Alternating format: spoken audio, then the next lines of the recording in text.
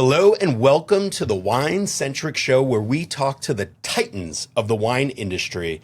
And today I have somebody who is unique because he is the only person that I know of to run both of the elite prestigious programs in this area of the Triangle of North Carolina. It's a national show, but we're going local today. So this man in studio has been at the helm of the wine programs for both the Umstead, which is a 5-diamond award-winning resort, and now currently helms the program at the Fearrington House, which is a Relais Châteaux. 2 very prestigious programs. This man is Troy Revell. Thank you. I'd throw Ben 54 into that as well. Another important program in the area. Great steakhouse, great wine program, and that is true. We'll get into all of that. Before we really get into it, though, I don't know if you remember, our relationship actually got off to a rocky start. I don't remember that. You don't remember that? Oh, good. We were all a part of a tasting group. Yeah. I first moved here. And I had sent an email that was sort of like, I don't know, fishing for sales maybe, or like I was new to the area. I remember this now. You remember this now, yeah. I didn't remember who it was. Okay. I remember people doing that. Yeah. I don't know if you were the only one, but yeah. And I probably said something about, that's not cool. Yeah. That's not why we're here. Yep. Yeah. Yep. Okay. Wonderful. Good. Well, we'll officially bury the hatchet now. But yeah, actually, I think that's a good starting point. Like, you know, I started out as a wine director and ran many programs and then moved to the sales side for reasons of being able to represent DRC in New York, which is like, if you're going to go to do any sales job, that's the one, right? Right. But the lines get blurred, right? As far as like your salesperson and your buyer, let's say. So talk to me a little bit about that. Like, what irked you about that? What were you trying to get across there? You know, the tasting group is, I mean, we're professionals, but we're also becoming friends in that setting, right? So we were just meeting to further our own education, our own palates. And so we're not doing business. Yeah. You know, is basically what it is. Obviously, like, we don't state those things up front. There's no agreement to come to a tasting group or anything like that, no waivers. But it's sort of it was an inherent understanding of, you know, we're just here to taste and to learn wine, yeah, and to not do business and develop relationships. And if that continued, you know, that kind of path, then all of a sudden you have a bunch of salespeople coming to our tasting group just to network. Just to network, yeah, right, yeah. Right, and it loses focus on why we're there. Yeah, well said. Okay, let's get into who you are, all right? First of all, what I left out in my introduction, this man is a 2-time world champion ultimate Frisbee player for Team USA. Right. How does one transition to ultimate Frisbee to becoming a wine professional? I'm one of few. I've met maybe 2 other people that are good at both those things. Yeah. I'm sure there's more, but good on the level that you are, like, have become, right, yeah, right. Okay. You know, playing at the national level and, you know, doing wine programs that are really important. And of course, we immediately bonded with those 2 people. Yeah. You know, there's nothing natural about it. There's not a reason that one led to another. It's just what I happened to do side by side. Restaurants were a convenient way to play sports. You know, it was a flexible schedule and quick cash. You know, I was serving for a decade before I ever became a wine professional. So a very long restaurant background that was flexible and you could do anywhere. And, you know, so when I moved to, you know, I was in Asheville and moved to Chapel Hill, you know, it was a very easy transition, just find a serving job. Yeah. You know, and then, you know, the real focus was training and traveling and playing ultimate Frisbee at a high level, and restaurants just fit that. Sure. You know, and then eventually that became bartending, and then eventually that became a wine hobby first, you know. So I had a collection at home, and I became one of the people in the restaurant that other servers say, you know, can you answer this question and talk to these people? And so you're then, like, oh shit, I should do this right, for real. Right. And then at Ben 54, they had an opportunity, and, you know, and I was already helping with the wine program, and I said, well, I'll run your wine program. Yeah. And they didn't know any better. So they said, okay.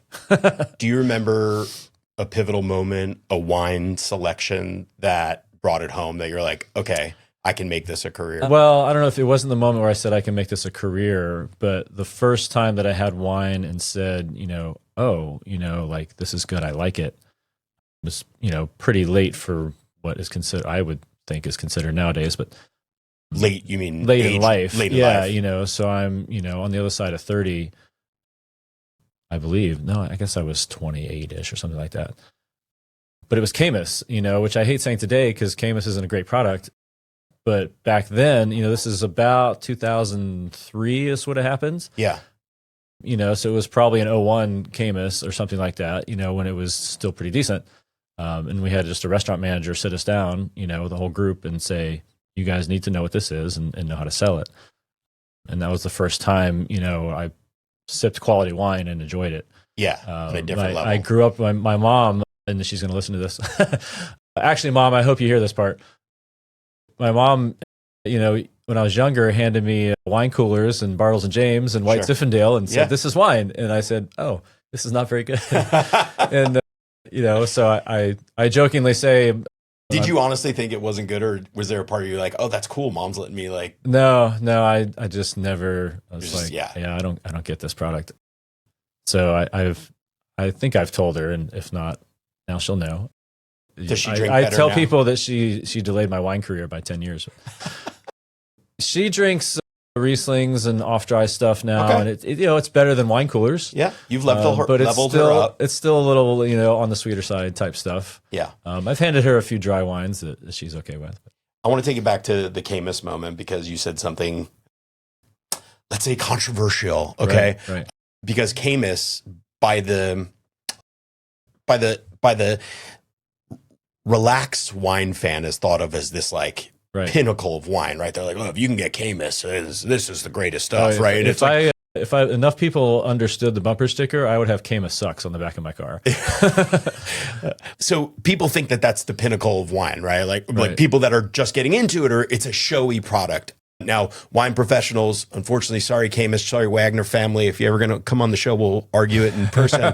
But we don't think it's very good. And especially at one point, it was probably good, just like a lot of those Napa Valley wines. And then they become mass produced and they become thinner. They're using less quality fruit. They're aging less because it's now become a commercial product. Right. And I just think like, there's so much better stuff out there, right? So I just want to qualify what you're saying. But at the time, when you drank it back in 2003, and coming from drinking Bartles and James and White Zinfandel was probably pretty damn good. Right. And I think, I don't have enough historical reflection of Kamus, the product, but I think, back in the mid 2000s, Kamus was a different product than it is today. Correct. You can just look at the bottle and see the wine looks thinner, and not anytime, but I've had multiple occasions where people bring in a Kamus and we sell them something else and we have them drink it side by side and they go, oh, this one. Yeah. Okay. Yeah. The other wine's better. We're going to move on from Kamus after this, but probably when you were on Bin 54 as the wine director, it was probably one of your number one sellers and you probably felt compelled to have it on the list. It was not on the list. It was not on the list. No, awesome. It would get brought in frequently. People would bring in their bottles. Right. Yeah. Right. Okay. It still happens today, both at Umstead and at Fearrington. People say, I like Kamus. What do you have? And then. But I love that because that's a conversation starter. It's not just like it does tell you where they're at. Yeah. As a drinker. Unfortunately, I try not to sell them Napa Cabernet because it's thinner than the rest of them, and I think they're going to enjoy a Syrah or a Zinfandel or something like that. Sure. Yeah. So let's role play. A customer comes in, they want Napa Cab or they want a Kamus or a big showy wine. Yeah. What are some of the lists? What's on the list at the Fearrington House now that you would specifically direct them to? I would point them towards. Tell the people. Yeah. I mean, if I can keep them in Cabernet land, Washington or Napa, some of my lighter styles. But you have to be careful on, the lighter style is not a Bordeaux-esque style because now it has flavors that they're not used to. So something that is still fruit driven. If they're open to, and I immediately ask the question, how do you feel about Syrah and Zinfandel and things like that? And a lot of them will immediately say, oh, yes, I like Zinfandel too. Yeah. And so then I sell them something that is more fruit forward and, does not have a tannic backbone that they're not used to because Kamus doesn't have that. Right. It's just all about happy fruit up front, and that's all there is. I think that's one of the best things is when people give you a jumping off point, being on the floor. It's such an advantage because, like you said, you know where they're at. You also have an understanding of their price point at that point, which is something that I wish people would feel more comfortable with, of just saying like, this is where I'm at price wise. And I don't know, you tell me, is that still, because I always had this conversation with people that I feel like they would be intimidated. And when the sommelier comes over, oh, that means I'm going to undoubtedly spend more money. Right. Whereas that's not the case. Sometimes you might drive them down in price if it's more applicable. I assume when people don't talk to us, that is the number one reason. You know, obviously I can't survey those people because they're not talking to us. If you go into a restaurant and there's a sommelier, absolutely you should be talking to them. Yeah. Because they know everything about their list. You know, maybe you know more about wine than they do, or they're interested in educating you or something like that. But their list specifically, they can navigate you through the selection that is in front of you better than anyone because they're the ones that came up with it. So why not talk to them? And they equate sommeliers a lot of times with salesmen, or, you know, servers are always trying to upsell. That's important to them. Most wine professionals are, they're making their money in a larger sense through sales or their part salary, or they're just less driven by the moment of upselling you right then and there. And they're more driven by, I want to get a quality product in front of you that you're going to enjoy. Yeah. You know, that's the goal of almost all wine professionals in the business. And I think customers maybe appreciate that a little less than they could. You know, if you walk into a place that has a sommelier, absolutely, you know, tell them, right, use them. That's why they're there. Yeah. Whether you're going to spend $40 on a bottle or $400 on a bottle, they can get you to the right place. I love how you said that, because it's from the sommelier perspective, you're excited to share with them what you like or what you might think they like. So yeah, ask the question. All right. As a sommelier, as a wine director, I mentioned it, are in a unique position in that you've ran both of these, I'll say elite programs for lack of a better word, but they are the most prestigious resorts in North Carolina, certainly in the Triangle. Fearrington House is one of 3 Relais and Châteaux properties in North Carolina. And I believe the Umstead is the only 5-star Forbes 5 Diamond Award that there is in the state. That's right. Yeah. What are some of the, what is it like to run both programs and having that perspective? Like, what are the differences? Honestly, the biggest advantage of a program like that is you get to focus all your time on wine. Most places don't have the clientele or the finances to be able to just have someone who all they're doing is wine. Mm-hmm. You know, most of the restaurant programs, you're having to be a restaurant manager and you also do wine, you know, or you're part bartender, part server, and you're the wine smart person in the building who does the wine buying, but you're not spending all your time on the wine program. And in both Umstead and Fearrington, it's not just that, it's a team. You really are all wine all the time. Mm. And that expands you as a professional, and it helps you focus on really a big picture, you know, what are we doing in this department and that department, and are we buying the right things? And, you know, you can, if you're asked to, drill down on the sales numbers and the margins and get them right where you want them to be. And so it has its own return for the business, because wine is definitely profitable when done properly. Yeah.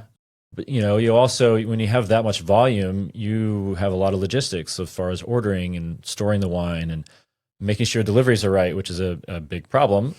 You know, as distributors are short-staffed everywhere.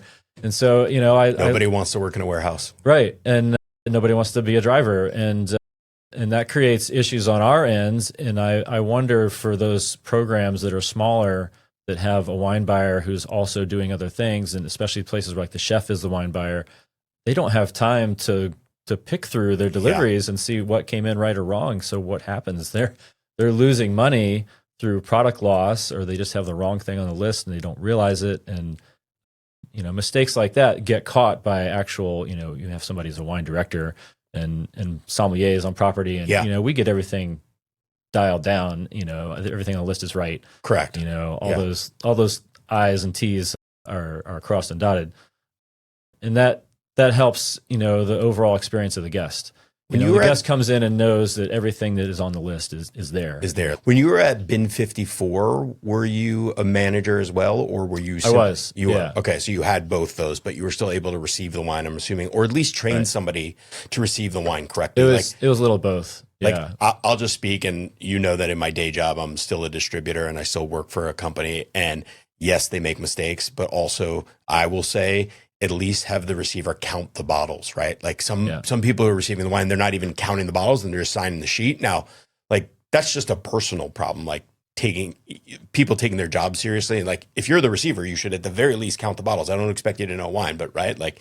It says I'm buying 20 bottles. Are there 20 bottles here? And at Umstead, it was a little easier because there's a receiving point in the building. Right. So everything is coming through a loading dock, and someone is there, and they understand they need to count things. At Fearrington, the drivers are finding just the random people that are there at 9 a.m. and it's a morning breakfast tea server, right? And I have had them sometimes notice, this doesn't look right, but they don't know wine, Yeah. and they're doing other things, and they're literally going to a table, and a driver is, asking them to sign for something. Yeah, it's a tough thing.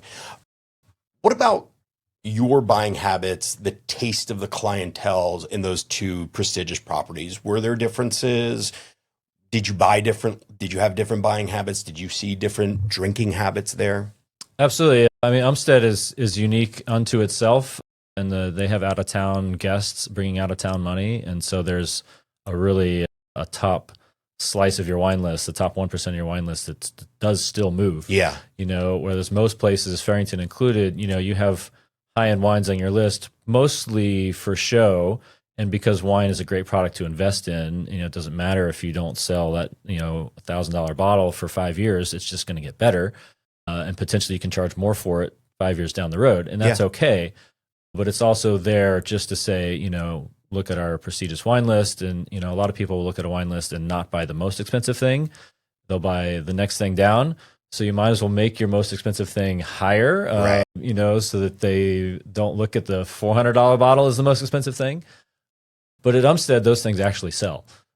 So it's a little bit different in the people that are traveling through that property buy very expensive wine. Yeah, you have, like you said, and we can name them. Dave Matthews was hanging out at the bar there, and Usher comes through, and all the people that play at PNC or what's now Lenovo Center, and or athletes who are coming.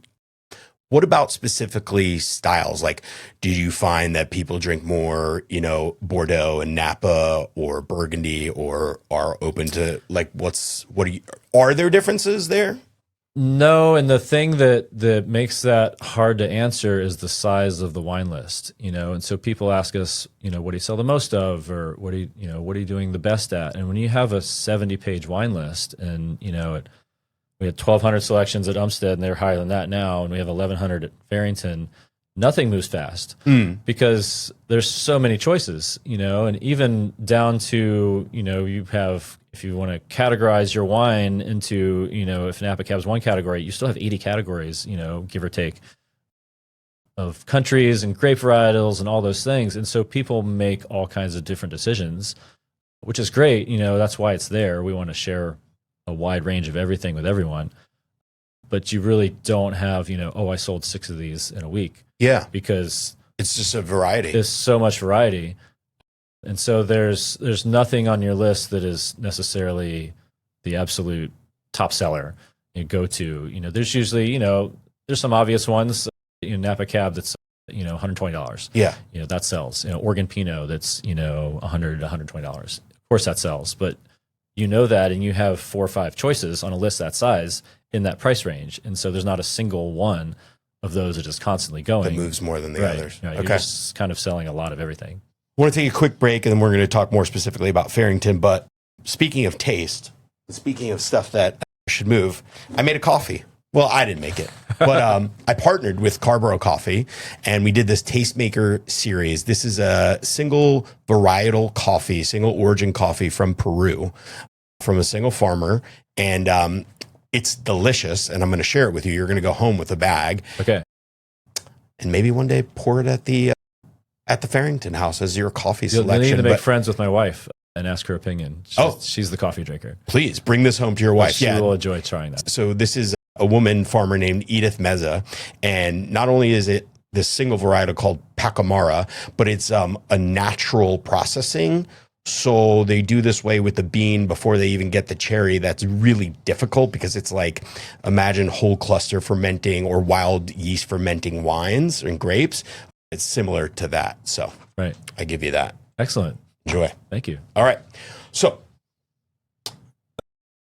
Fearrington, it is not just an inn and a wonderful house, but it is a unique property that is the Fitch family, RB and his wife bought the property, and it was a farm, and they had the vision to show, this could be a magical place for great food, great wine, and just a great gathering place for the community.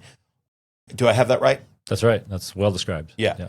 And a lot of people think, we go to the Fearrington House once a year for a celebration because it's expensive and it's, fine dining and stuff like that. But what you've created there is now this village where you have Galloway's, a really cool wine bar you have free tastings every Saturday.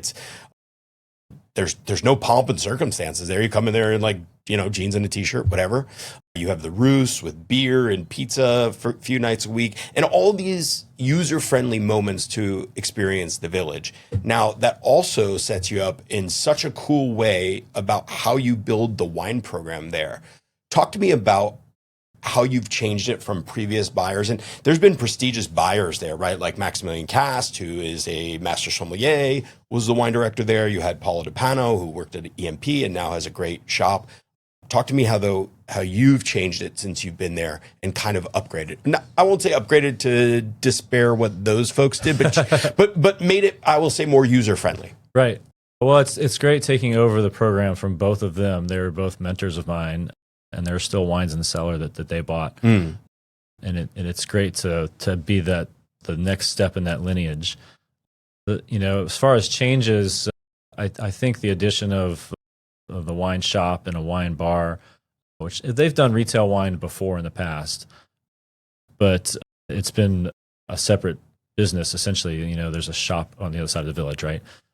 But I think of it all as one wine program. So, in the wine shop now, we have things that came out of the restaurant cellar, thinking, we have a lot of this product, let's sell some of it retail, and then so now you have back vintages and high-end wines that other shops don't have. Yeah. And we only have a few of, but we're sharing them in a different way. So finding different ways to move wine to different guests, as far as, you have your retail clientele, they buy differently than people that are sitting in a restaurant. And then you have a place like Roost. Roost has draft and wine by the glass. You have some retail wine in there. Yeah. So you think about, what can I move in the setting of a pizza beer garden on a Friday afternoon outside? So you have a different way of selling wine there. The retail shop has the wine bar at night, and so you sell different wines during the day as a retail than you do at night in sort of a wine bar setting. And all that ties into where Pittsburgh is headed and where Chatham County is headed, all the growth that's happening around Fearrington and what we're going to look like in 5 years, as far as our clientele getting hopefully younger and more savvy in the wine business and asking for different products.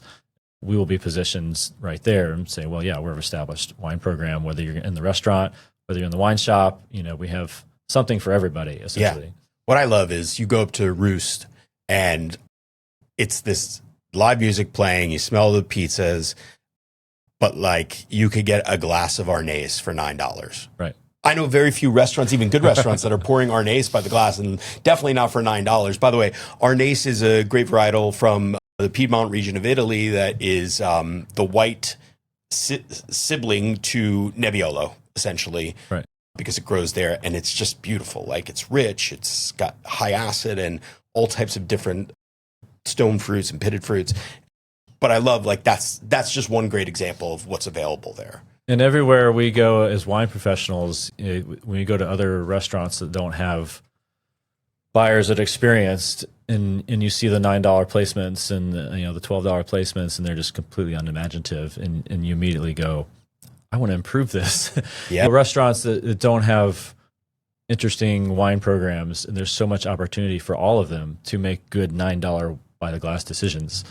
And there's hundreds, if not thousands, of options out there in the wine world to discover. And so being able to know that my guests, when they come to Fearrington, have intelligent decisions at all price points and all locations, that, even at the pizza beer garden, we have smart wine decisions. Take us and the people that are fans of yours or fans of sommeliers and great wine programs, and bring us behind the scenes of how you're finding those wines and how you're sourcing them. I think it's experience as a buyer. It's willingness to try new things as a buyer, and not just stick with the brands and the tried and true. People ask sommeliers probably the number one question: what's your favorite wine? Yeah. And I stopped answering that question a long time ago, and my current answer is the next one I haven't tried yet. Yeah. Because there's so much out there.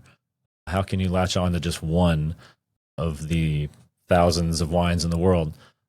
So being willing to keep it fresh and try new things as a buyer. And so, we have tasting appointments and we try things, and we don't necessarily buy all the things that we taste, but I keep a digital set of notes, so 6 months later, I'm thinking, okay, what can we pour as our, medium bodied white wine in the wine bar next week, and I'll start looking through I can filter the notes that way and be like, oh, I remember that one. That was a tasty wine. I couldn't buy it at the time, but I can buy it now. And so I think just having both the knowledge base and the willingness to keep it fresh. Are you regularly tasting with suppliers and sales reps? And as much as we can, it's not regularly, to the frustration of the reps. Sure. Because sales reps, if you let them, they would come to you every week. Sure. We have a weekly tasting appointment, and we just don't have time for that. And so a lot of times it's when they have a winemaker with them. That's interesting. Depends on the wines that, they're selling that week. Most of the time it's us reaching out saying, we have an opportunity, this placement, what do you have that would fit that? Bring some things by, so our light body red in the wine shop, I'm a little bit, sometimes you get writer's block as a buyer. Yeah.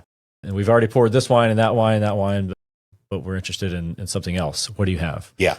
And then it's up to them to bring it. And then they bring some stuff, and if you like one of them, then you put it on. What is currently the light-bodied red in the shop right now? The Joli Laid Glittetat, which is a blend of 8 different things. I can only name Valdegui. I think there's Zinfandel and Trousseau, and there's some fun stuff in there. And that's the reason that is because we have the same wine at Roost, and so it's a good pizza wine, and it helps us from both inventory and what we're offering the guests to have the same wine at Roost that's available in the wine shop, because we don't want to send people, oh, we have the wine for you, but it's over there. Yeah. Or you can go down to the wine shop and get this because we don't have this. So we pour the same thing at the Roost and the wine shop. Yeah. And the other thing that I like that you let me in, and I don't think this was done previously, is your sommelier team. I think you have 2 under you, right? Jules and Kaylin. Right. Both British, ironically. I don't know if you have an affinity for British it would seem that I do, but because Hannah at Umstead, I didn't hire her, that's right. but was my assistant the whole time I was there, and not the whole time when I started, but we worked together the whole time I was there. And that's right. Who now runs the program over there? Yeah, that's right. You really gravitate towards that. But what I like about it is they are cross-trained to work on all properties that are wine serving there, not just at the house. And previously, it was separated. That's one of the bigger changes, that I've done there, is both the wine and the people go back and forth between retail and restaurant. And I wasn't sure how new candidates would take that. And we tell them right in the beginning, when we're interviewing people, and everyone likes it. Even some of the people that we haven't hired say that appeals to me, to learn a little bit of retail and to also be restaurant smart. It makes them better professionals moving forward. That opens up maybe some avenues later in their career to say, yes, I have done retail, right? And I have worked in a fine dining restaurant, and it keeps things fresh also for all of us. You don't have to work fine dining floor, which is a high pressure environment, 4 or 5 nights a week every single week. Yeah. You go in the retail shop, which is a different conversation with guests, and it makes us a little smarter working in different settings. Yeah, absolutely. And like you said, the conversations are different, right, than you're having when you're applicably pairing with a specific dish or whatever versus maybe they're just coming in and it's a vibe wine or whatever, and Right. it's very different. How does that happen at a place like Fearrington? Is that when they bring you in there, do you sit down with the brass and like Teresa, who's the GM of the property, has been there for 25 years, really is driving the Fitch's dream, I think at this point. Right. Do you sit down with them and collectively say, hey, how do we get this wine program to be a little bit not erudite, right? Like a little bit more user friendly. I'll keep using that word. Or is that something that you brought to the table and like, this is my vision for it? At Fearrington, it's very laid back. There's not a whole lot of oversight in that regard. The wine program belongs to the wine director. And that's both a function of Fearrington is a very laid back place to work in general. Yeah. Being family owned and being out in the country, the whole feel of the property, it's very easygoing.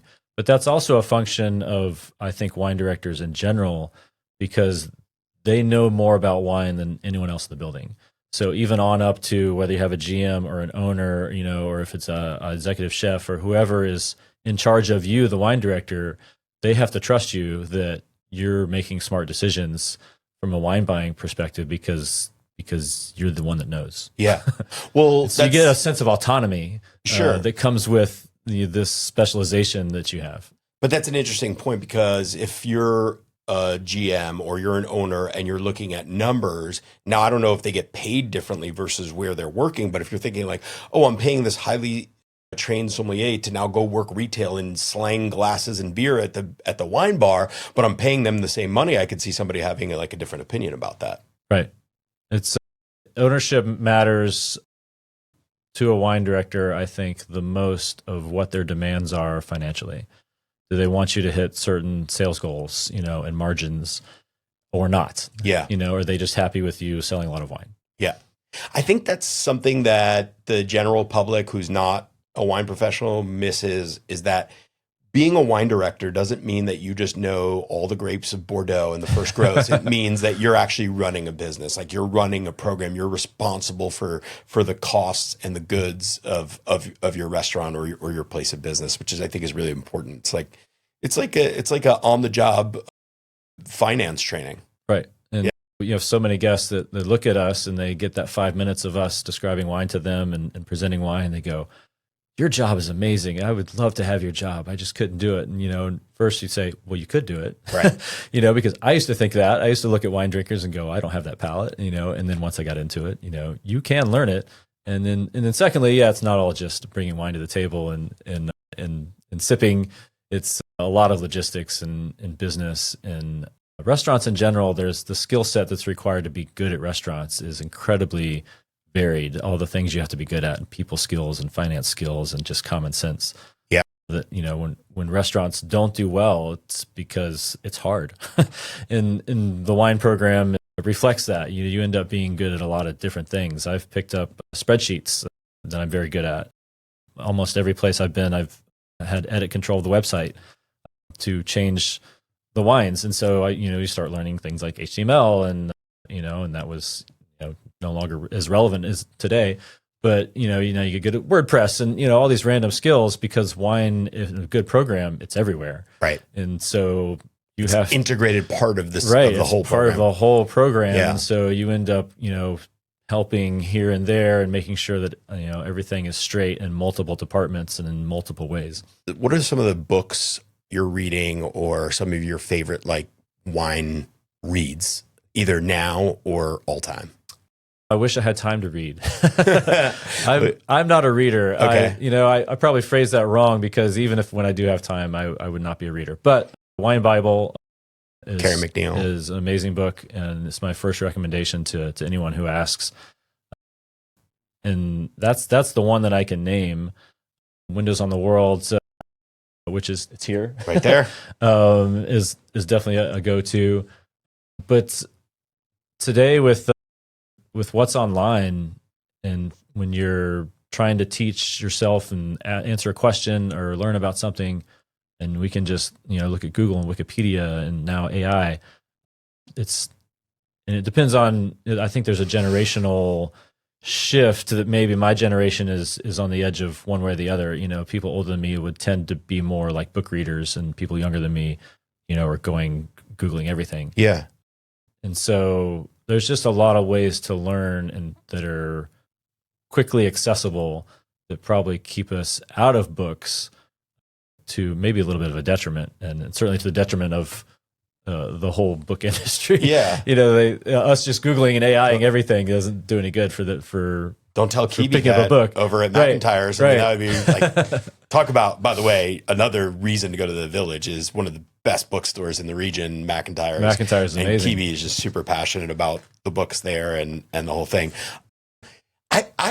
That's an interesting point you make, and certainly information is more accessible than ever. But I like to think, or I like to believe, and maybe that's like the old guy in me talking, is that even for you to applicably use ChatGPT, Google, all these AI things, you have to have some base of knowledge, or at least you have to read the background story, right? Like you can't just go and understand that Nebbiolo is what Nebbiolo is, right? Like, I think you have to have some understanding about winemaking, about why Barolo is so special, about the soils that are there, about just the main, and I think so many wine professionals, I have to say, I'm going to call out our fellow, get this wrong, in that they're going to do a wine dinner, or they're doing a wine presentation to people who are not wine professionals, and they'll just start going into the soils, and they'll start going into the grape types, and it's like, well, you didn't even start with the fundamentals about why soils are important, the fact that grape is an agricultural product, and let's understand that first, because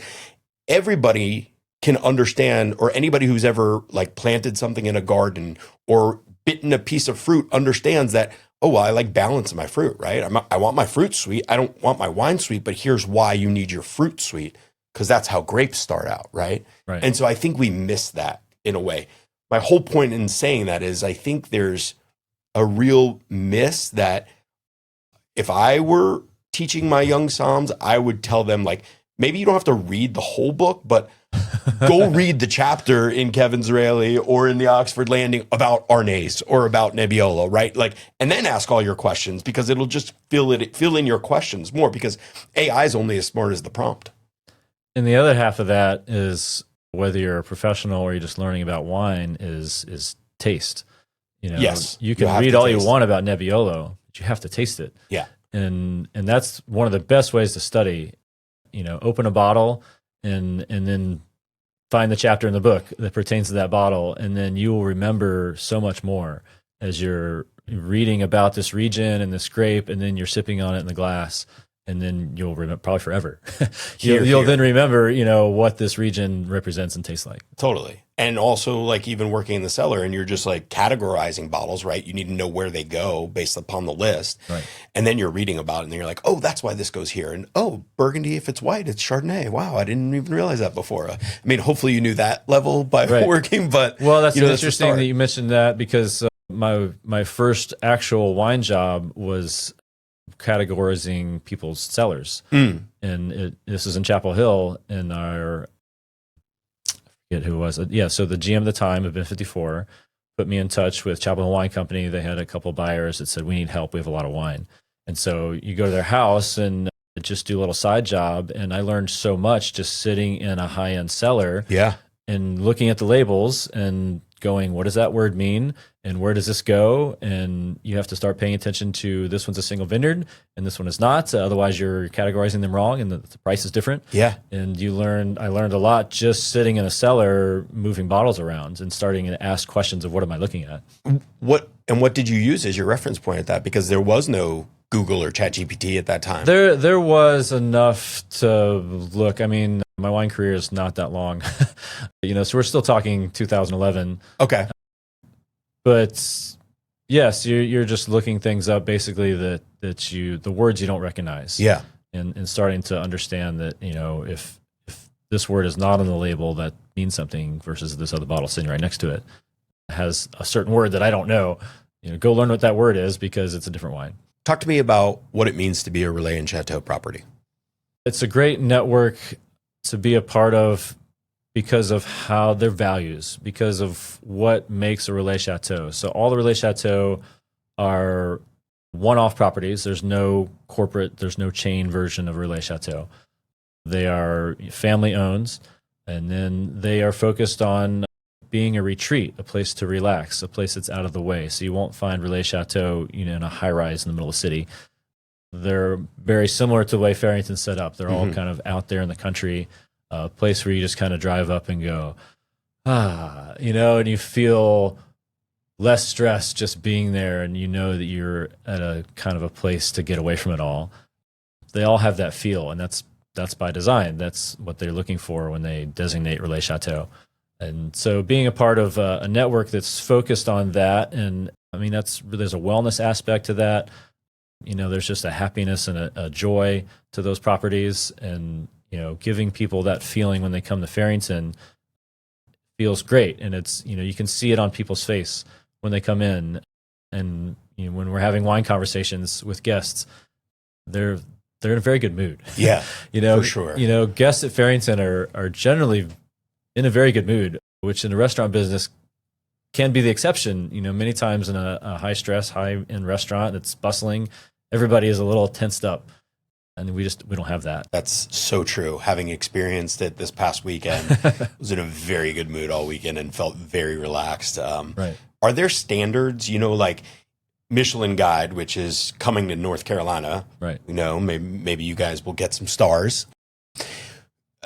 They put out a list of like, oh, this is like, how you have to have flowers, or you have to have your forks have to be this level of quality. Is there a Relais and Chateau code of conduct list of standards that you have to follow? There are Relais Chateau inspectors, but I do not know what necessarily detail-wise what they're focused on and what they're looking for. We've never had a conversation about, we're going to lose our status or anything like that. So it's a lot different than, say, like in Umstead, we were focused on Forbes. And Forbes is in very detail, and it's a very part of the Umstead's personality and everything. It's very important to them, and that's the way Forbes operates. So, I mean, Relais Chateau, it's not something that we necessarily need to talk about on a day-to-day basis. You just live up to your standards, and you are. We just are one, and they send somebody, I don't know how often, but that somebody is always happy enough that we don't have to talk about it. Last night, you had Reventos y Blanc there, one of the greatest sparkling wine producers of Spain, do a great dinner, unbelievable by Chef Gagne. It was like unbelievable pairings and the whole thing. Why should people come to that? Why should they know more of that? Yeah, our monthly events, both the classes and the dinners, they're both everything we've talked about as far as it's a great place to come and just relax. It's also a great way to learn about the products that are on the table. We frequently have winemakers in town. Our next dinner, July 24th, is a winemaker dinner. And to sit there... Who is it? Michelle Dupree, who has family in Pittsburgh. She's from New York State, but she's working in France. So she's the only American woman making wine in Bordeaux. She's great. Her wines are great. And to sit there and taste the wine and to be able to ask the person who made the wine specific questions about why is it doing this and what changed for you this year and what decisions and what goes into it. I mean, picture if you were at an art studio with the artist who painted the painting and you got to ask them why they did this and that. That is what a winemaker dinner essentially is sitting there with the artist and the product at the same time. And then the wine classes, it's laid back, it's fun. It's just an hour of here's 6 wines. I do a slideshow, but I joke about the slideshow is more for me to keep me on track. Sure. If the guests want to follow the slideshow, that's fine. But we just talk wine and taste things, and we have little bites from the kitchen, which are different every time. Chef comes up with little things to do for our wine classes, and that's a continuing story and conversation about what we're learning about as far as wine. And we've talked about there's so much out there to explore. Nice. How do you find out about these classes? Or dinners? Fearrington.com, go to the bottom of the page and enter your email is the best way. So all email marketing. We do things on social media. Also, the emails come out first and sooner when we send out events. And you can pick and choose whether you want to hear about food and wine events or spa events or other things that are McIntyre's. When you sign up for the email, you get to pick which emails you're getting from us. Yeah, Google Fearrington House. Even if you're watching this or listening to this from outside of the area, like Troy said, it's an unbelievable place to come and relax. It is world class. Troy, thank you so much for being here. Thank you. I will recommend everybody to go first follow you on Instagram. It's Freeze Som, like Frisbee, right. and follow Fearrington House wherever you are on the socials or on the web, and go there and you will eat and drink deliciously. Thank you. Thank you so much.